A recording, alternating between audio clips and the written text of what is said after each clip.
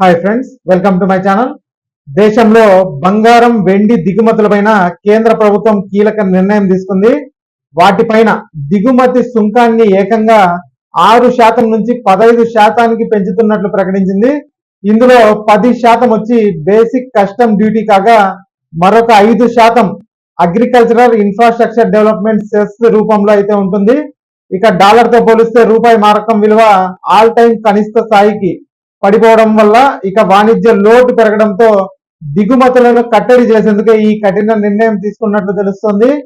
Iran యుద్ధం సృష్టిస్తున్న ఆర్థిక ఒడిదుడుకులు నేపథ్యంలో భారతీయులు ఏడాది పాటు బంగారం కొనుగోలు వాయిదా వేసుకోవాలని కూడా ప్రధాని నరేంద్ర మోదీ పిలుపునిచ్చారు. కానీ కొద్ది రోజులకే ప్రభుత్వం ఈ చర్యలు చేపట్టడం మాత్రం మనం ఊహించలేదు. వాస్తవానికి బంగారం పైన సుంకాలను పెంచే ఆలోచన ప్రస్తుతానికి లేదని కొద్ది రోజుల క్రితం ప్రభుత్వ వర్గాలు తెలిపినప్పటికీ కూడా మారిన పరిస్థితుల దృష్ట్యా కేంద్రం ఈ నిర్ణయం అయితే తీసుకుంది. మరి బంగారం రేట్లలో అయితే మార్పు రాబోతుందండి. మనకి ఈ రోజు సాయంత్రానికి కానీ రేపు కానీ గ్రాము ఎంత రేటు పెరిగింది అనేది మనకి స్పష్టంగా తెలిసే అవకాశం అయితే ఉంది. అంటే మనకు 6% నుంచి 15% వరకు మనకి సెస్ అనేది పెంచారు.